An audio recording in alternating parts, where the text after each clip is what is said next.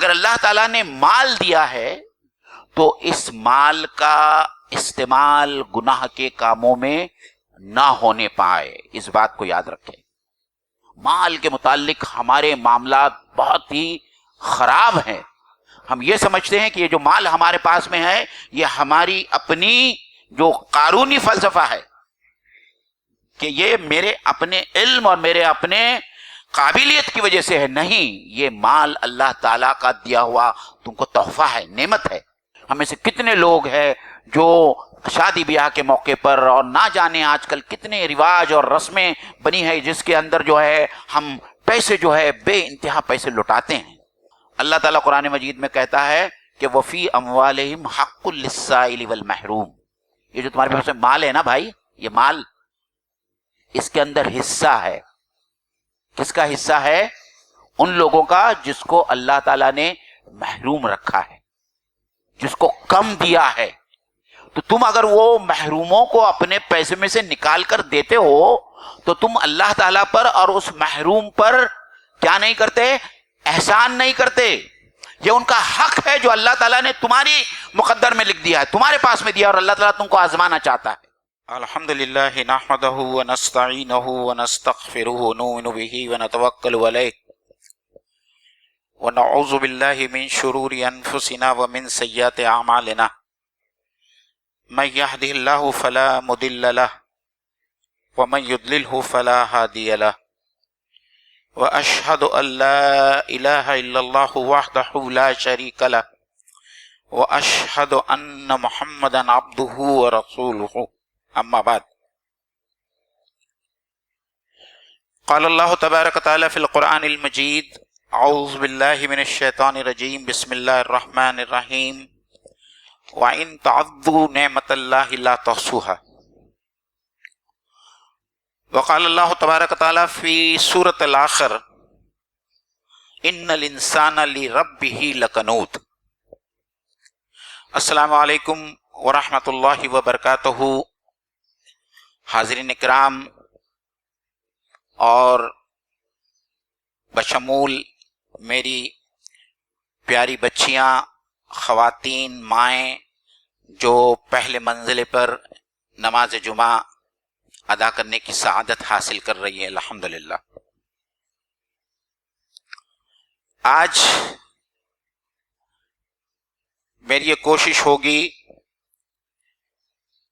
کہ جذبہ شکر جو ایک فطری جذبہ ہے جو ہر انسان میں اللہ تعالیٰ نے ودیعت کیا ہے، اس کی کیا اہمیت ہے، اور قرآن مجید سے کچھ بہت ہی مخصوص آیتیں انشاءاللہ تعالی میں آپ لوگوں کے سامنے رکھنے کی کوشش کروں گا کہ اللہ تعالیٰ کی کیسی نعمتیں اور کیسے احسان ہیں ایمان والوں پر، اور اس پر ہم کو کتنا شکر بجا لانا چاہیے اپنے پروردگار کا۔ سب سے پہلی بات جو میں سمجھانا چاہوں گا وہ یہ ہے کہ کیا بات ہے کہ ہمارا دل ہم کو متحرک نہیں کرتا، یا ہمارے دل میں وہ تڑپ نہیں ہے جو تڑپ ہم کو 5 وقتہ نماز کے لیے مسجد میں لے آئے۔ جمعہ میں جتنے نمازی، جتنے مصلیان حضرات ہوتے ہیں، اس میں چند لوگوں کے علاوہ باقی وہ سب لوگ ہوتے ہیں جو صرف جمعہ کی نماز ادا کرنے والے۔ تو میرا سوال اپنے آپ سے ہے کہ ہمارے دل میں ایسی کوئی تحریک کیوں نہیں پیدا ہوتی، ایسی کوئی تڑپ کیوں نہیں پیدا ہوتی جو تڑپ ہم کو اللہ کی بارگاہ میں لے آئے اور اس کے سامنے سربسجود کر دے، اپنے کو اللہ کے حوالے کر دے۔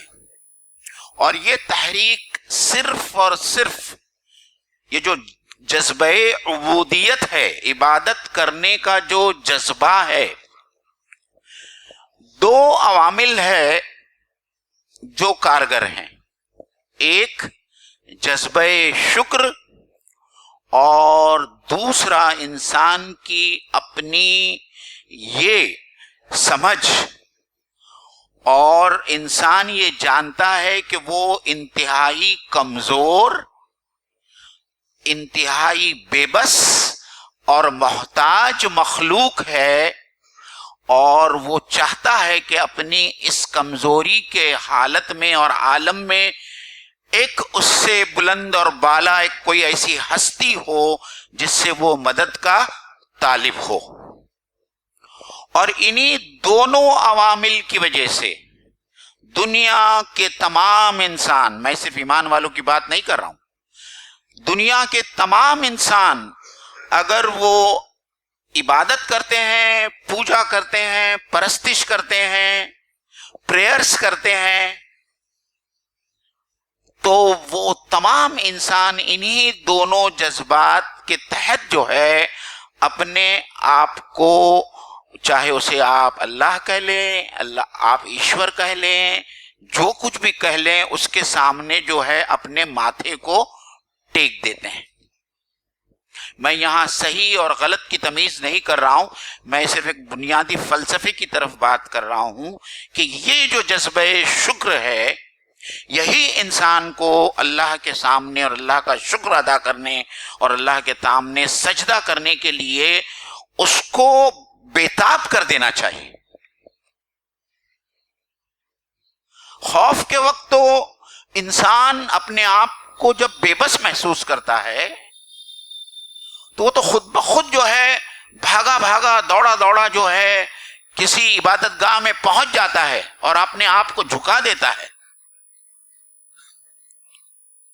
لیکن عام حالات میں ایسا نہیں ہو پاتا، اور یہی وجہ ہے کہ مؤذن اذان دیتا ہے، حی علی الصلاۃ، حی علی الفلاح، کہ آؤ نماز کی طرف، آؤ بھکتی کی طرف، آؤ فلاح کی طرف، آؤ نجات کی طرف.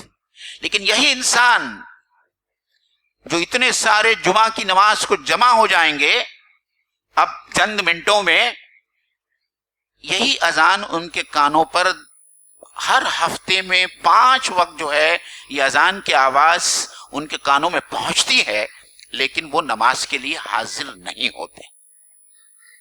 تو میں نے جو سب سے پہلی آیت آپ کے سامنے پیش کی کہ دیکھیے، ہم جب سورہ فاتحہ پڑھتے ہیں نا تو اللہ تعالیٰ اپنا تعارف اپنے بندوں سے کیا کہہ کے پکارتا ہے، کیا کر کے کراتا ہے؟ الحمدللہ رب العالمین. یعنی اللہ تعالیٰ کہتا ہے کہ میں تمہارا رب ہوں، میں تمہارا پالن ہار ہوں، میں تم کو پال رہا ہوں، میں تم کو پوس رہا ہوں، تمہاری ہر ضرورت مجھ سے پوری ہو رہی ہے، چاہے کہ وہ انتہائی بنیادی ضرورتیں ہوں، چاہے ویری بنیادی ضرورتیں جن کے بغیر انسان زندہ رہنے کا تصور نہیں کر سکتا. عزیزان گرامی، آپ اس بات پر سوچئے کہ یہ جو ہوا جو ہم اندر لے رہے ہیں، یہ جو پانی ہم پی رہے ہیں، یہ کھانا جو ہم کھا رہے ہیں اس کے لیے جو اناج کا اگانے والا ہے، یہ لباس جو ہم نے پہنا ہے اس کا کپاس کا اگانے والا، اور جو گھر ہم بناتے ہیں اس گھر کی ایک ایک چیز، ایک ایک ایلیمنٹ کی تخلیق کرنے والا کون ہے؟ ہمارا رب اللہ تعالی. اور جب ہم کو اس بات کا احساس ہوگا کہ میرا رب اتنا کریم ہے اور اتنا رحیم ہے اور اتنا شفیق اور مہربان ہے کہ وہ ہر پل میری ضرورت کے مطابق مجھے پال رہا ہے، پوس رہا ہے، جس جس چیز کی ضرورت ہوتی ہے وہ مجھے پہنچا رہا ہے. اسی لیے قرآن مجید میں ایک جگہ نہیں، میرے خیال سے 2 جگہ اللہ تعالیٰ نے کہا ہے، جو بنیادی آیت میں نے آپ کے سامنے رکھی ہے کہ اللہ تعالیٰ انسانوں سے مخاطب ہو کر کہتا ہے کہ وَإِن تَعُدُّوا نِعْمَتَ اللَّهِ لَا تُحْصُوهَا، کہ اگر تم اللہ تعالیٰ کی نعمتیں گننا چاہو تو اللہ تعالیٰ یہ نہیں کہتا کہ تم گن نہیں پاؤ گے. اللہ تعالیٰ نے جو لفظ استعمال کیا ہے قرآن میں لا تحصوها، اس کا تم احاطہ بھی نہیں کر سکتے کہ کون کون سی نعمتیں اللہ تعالیٰ نے ہم کو دی ہے، اور ہم کو اللہ تعالیٰ کا کتنا اس کے لیے شکر گزار ہونا چاہیے۔ اور یہ شکر گزاری کا جذبہ اس وقت آئے گا کہ دنیاوی معاملات میں خاص طور پر اللہ کے رسول صلی اللہ علیہ وسلم کا ایک فرمان بھی ہے کہ دنیاوی معاملات میں ہم اپنے سے نچلے درجے کے لوگوں کو دیکھیں کہ وہ کتنے محروم ہے۔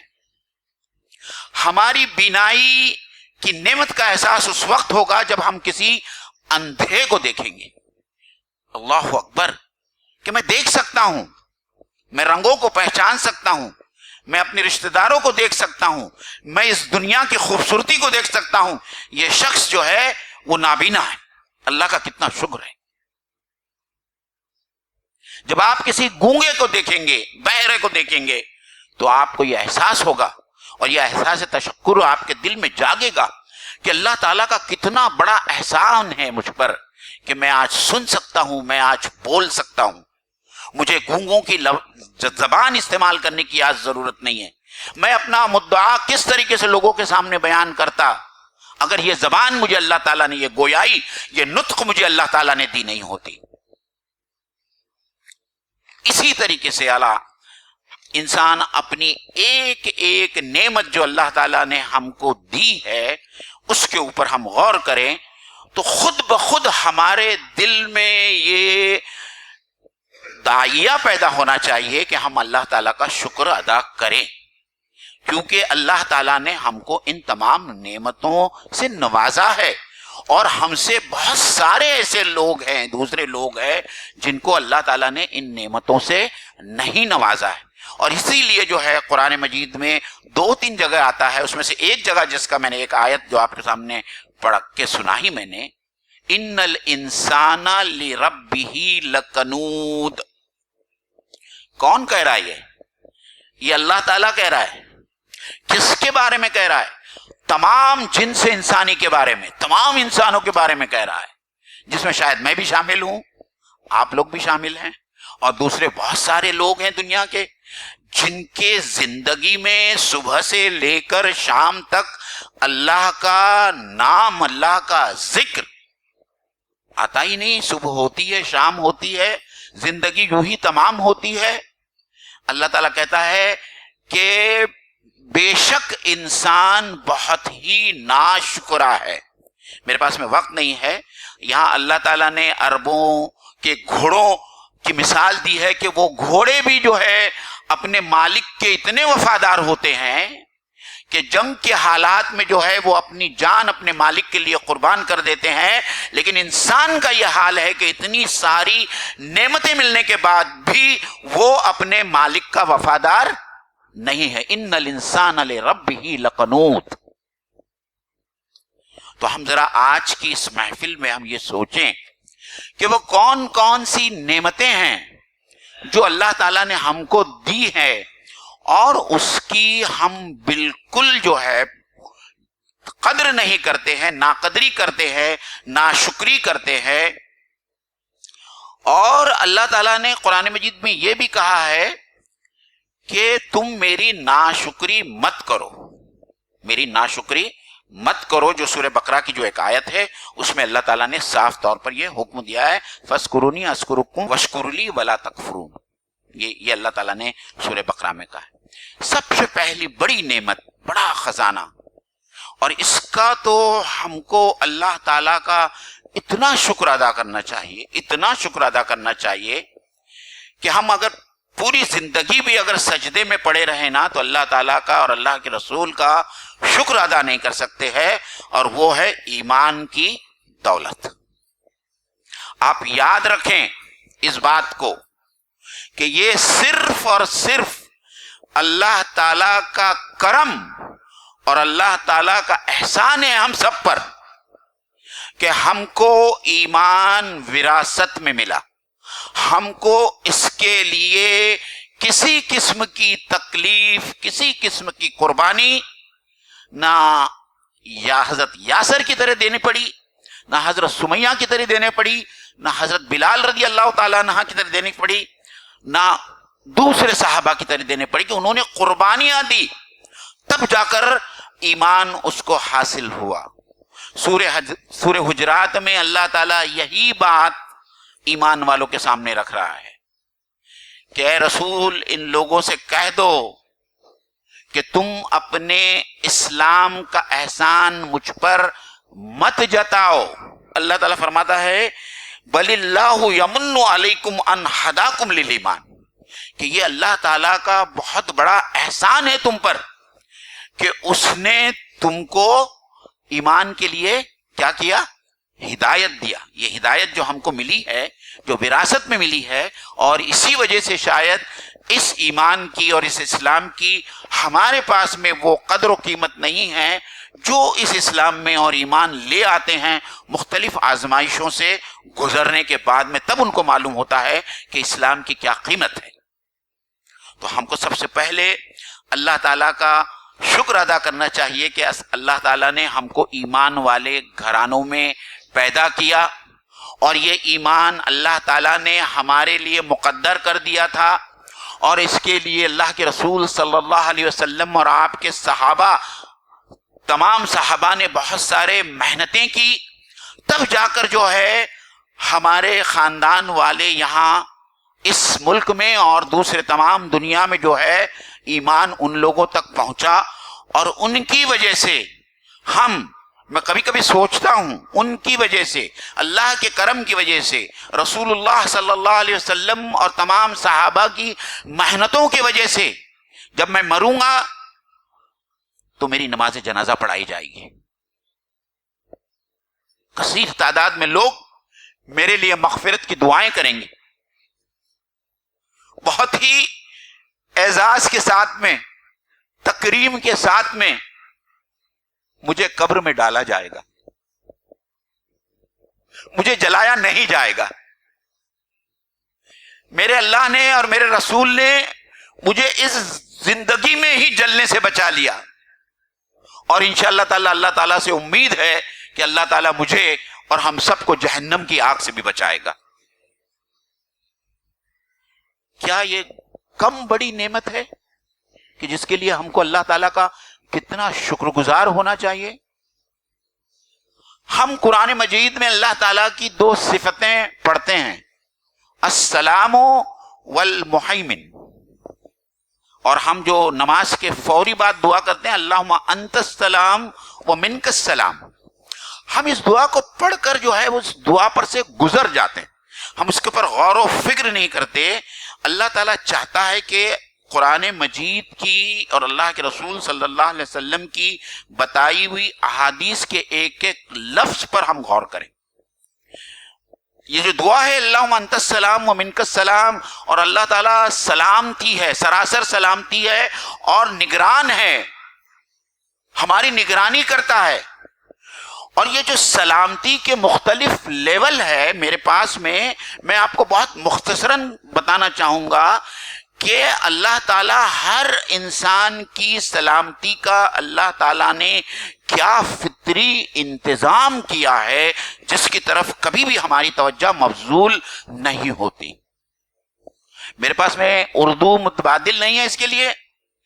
एक लेवल तो माइक्रो लेवल है, बहुत ही बारीक लेवल है सलामती का, एक दूसरा लेवल है वो मैक्रो लेवल है, एक बड़ा लेवल है जिसपे अल्लाह ताला जो है हमारे लिए सलामती का इंतजाम किए हुए है, और तीसरा जो है एक मेगा लेवल है, बहुत ऊंचा लेवल है जिसके ऊपर अल्लाह ताला कंटिन्यूअसली इंसानों को जो है क्या कर रहा है, सलामती, अल्लाह ताला इंसानों की हिफाजत कर रहा है। मैं माइक्रो लेवल के ऊपर एक छोटी सी मिसाल आपको दूंगा क्योंकि ये मिसाल आपको बहुत आसानी से समझ में आएगी कि ये जो हमारे पेट के अंदर एक छोटा सा इतना सा हुदूद है जिसको हम लबलबा कहते हैं, लबलबा जिसको हम क्या कहते हैं, पेंक्रियास कहते हैं, और उसके अंदर जो सेल होते हैं बीटा सेल्स ऑफ लैंगरहैंस, जिससे क्या रुतूबत खारिज होती है, क्या हार्मोन खारिज होता है, इंसुलिन। अल्लाह ताला ने इस छोटे से हुदूद के जरिए इसमें से जो इंसुलिन खारिज होती है उससे अल्लाह ताला ने हमारे पूरे जिस्म में ग्लूकोज शुगर लेवल को बराबर जितना दरकार है इंसान के लिए, उसको अल्लाह ताला जो है कंट्रोल करता है। अल्लाह अकबर। अगर जहां ये इंसुलिन कम और ज्यादा खारिज होना शुरू हो जाए, इंसान काहे का शिकार हो जाएगा? डायबिटीज का शिकार हो जाएगा। तो ये तो अल्लाह ताला की तरफ से इनबिल्ट मैकेनिज्म है। ये तो सिर्फ एक छोटा सा मैकेनिज्म है जो मैं आपके सामने रख रहा हूं। कान के अंदर जो इंटरनल ईयर के अंदर जो छोटी छोटी हड्डियां होती है, वो हमारे जो तवाजन जो है उसको कायम, बैलेंस को कायम करती है। अगर उसके अंदर जरा भी गड़बड़ हो जाए तो चक्कर आने लगता है, आदमी गिर जाता है।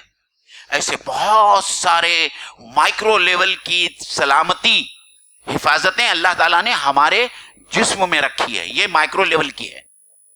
अब आइए मैक्रो लेवल की सलामती अल्लाह ताला ने कैसी हमारे लिए अल्लाह ताला ने उसको कायम रखा है, और वो ये है, और आप लोगों में से बहुत सारे लोगों ने सुना होगा ये हदीस, लेकिन कुरान मजीद के अंदर सूरह रात की जो है आयत नंबर 11 है, जिसके अंदर अल्लाह ताला फरमाता है कि लहू मुअक्किबातुम मिन बैनि यदैहि व मिन खल्फिही यहफज़ूनहु मिन अम्रिल्लाह।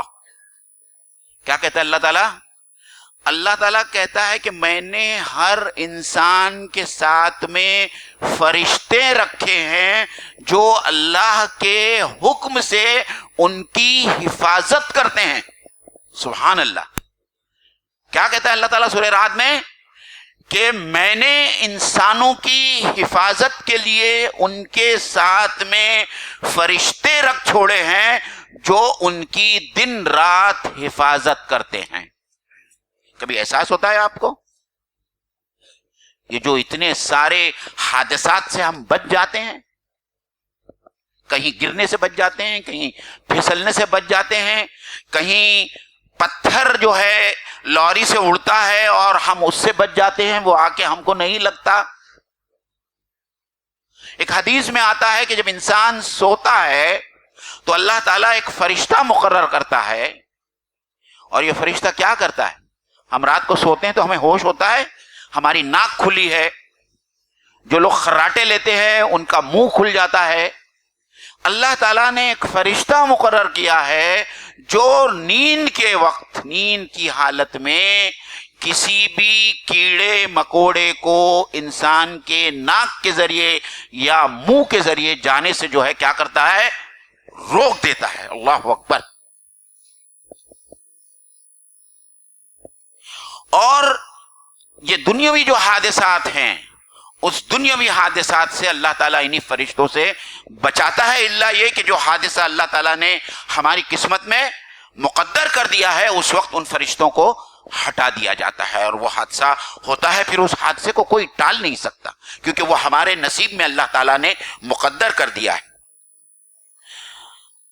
अज़ीज़ान गिरामी, तीसरा जो मेगा लेवल है हिफाजत का, वो तो इतना बड़ा लेवल है कि जिसका हम तसव्वुर नहीं कर सकते। जो इल्म फल्कियात पढ़ते हैं वो जानते हैं कि इस आसमान के ऊपर जो समा है, दुनिया, समाउद दुनिया जो है, वहाँ अल्लाह ताला ने जो है एक ओजोन लेयर बनाई है। उस ओजोन लेयर के जरिए जो अल्ट्रावायलेट रेस जो आती हैं ऊपर से, उससे अल्लाह ताला हमारी हिफाजत करते हैं। फिर जमीन और सूरज के बीच में अल्लाह ताला ने जमीन से एक बहुत बड़ा कुर्रा, एक बहुत बड़ा प्लैनेट जुपिटर बना दिया है। और उस जुपिटर की वजह से क्या होता है कि आसमान और आसमान के दूसरे सितारों से जितने बड़े बड़े मेटेरियोइड और एस्ट्रॉइड्स आते हैं, चूंकि जुपिटर बहुत बड़ा है, उसकी कशिश शक्ल जमीन से ज्यादा है, ये तमाम एस्ट्रॉइड्स और ये तमाम मेटेरियोइड जो है जुपिटर कहाँ खींच लेता है? अपनी तरफ खींच लेता है। और ये आकर जमीन को बर्बाद नहीं करती, जमीन में कोई फसाद पैदा नहीं करते। ये इतने बड़े बड़े मेटेरॉइड्स होते हैं जो 40,000 किलोमीटर की स्पीड से नीचे आते हैं, और एक एक की जो डायमेंशंस आती हैं, आप गूगल करके देखें कि कितने बड़े बड़े जो है ये मेटेरियॉट्स जो है जमीन की तरफ आते हैं। तो ये अल्लाह ताला का एक मेगा लेवल का सलामती है जो अल्लाह ताला ने तमाम इंसानों के लिए मुहैया कर रखा है। लेकिन एक और बात मैं आज जो कहना चाहता हूं, और वो एक ऐसी नेमत है दोस्तों کہ آپ اس کے اوپر جتنا بھی اللہ تعالیٰ کا شکر ادا کریں وہ کم ہے. جتنا بھی شکر ادا کریں. ایمان والوں کے لیے یہ نعمت صرف ایمان والوں کے لیے. اور وہ کیا ہے؟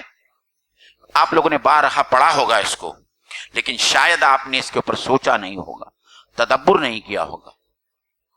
سورہ مومن کی ابتدائی آیات میں، آیت نمبر 7 میں اللہ تعالیٰ کہتا ہے، کیا کہتا ہے اللہ تعالیٰ؟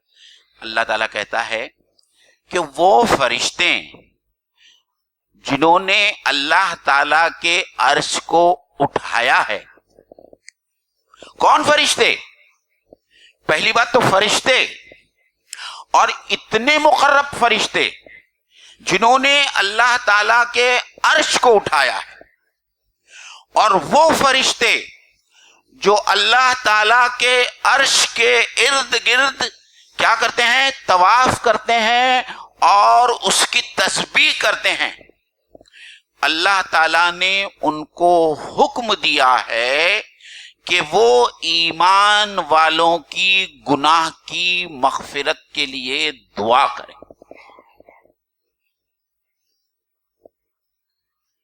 کس نے حکم دیا ہے؟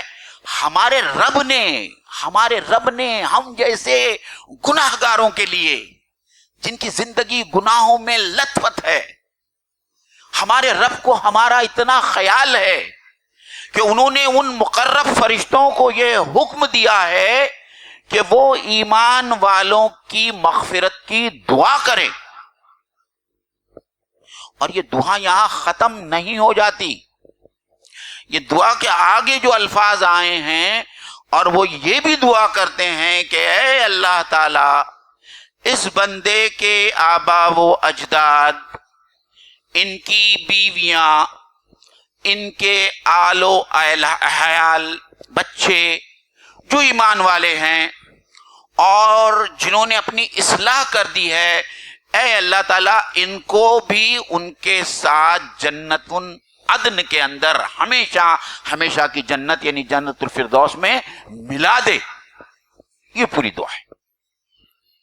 اب مجھے بتائیے کہ جس شخص کو اس بات کا احساس ہو جائے کہ اس کا رب، اس کا پروردگار رب العالمین اس کا اتنا خیال رکھتا ہے اور اتنی ساری نعمتوں سے اس نے نوازا ہے، مزید یہ کہ وہ ہماری گناہوں کو نہ خود معاف کرتا ہے جب ہم توبہ کرتے ہیں، اس نے کچھ فرشتے لگا رکھے ہیں جو کنٹینیوسلی جو ہے مقرب فرشتے ہماری مغفرت کے لیے دعا کرتے ہیں. آپ سوچئے کہ ہم کو اپنے رب کا کتنا شکر ادا کرنا چاہیے.